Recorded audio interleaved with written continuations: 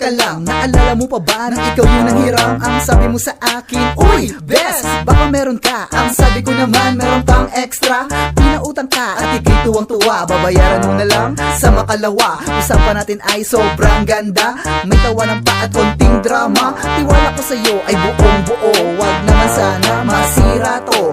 Pero teka lang, ba't naman ganon? Hindi na kita mahagilap ngayon. Inignore mo na rin ang mga calls ko at nakablock din ako sa messenger mo.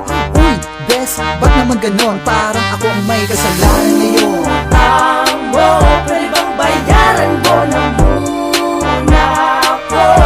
Ang kapal pa ng pagmumukha mo, ang sakit mo talaga sa ulo, laking perwisyo mo. Puro ka pangako, wag mo nang hintayin, baka ikaw ay mapangako. Uy, best, gulatin mo naman ako, magbayad ka na ng utang mo. Highs, kapal na mukha, highs, God bless you ka. Kailangan pa bang i-remind kita para mo lang maalala mga galawang pang anti-feeling? Kaya ka na mamarites, feeling rich, feeling blessed, feeling maganda ang feeling mo best. Pag uutang ay sobrang bait, pag siningil ay ikaw pa galit. Sana utak ako at pera ka na mag-settle na tayong dalawa. Tamo, pwede bang bayaran mo na muna ako?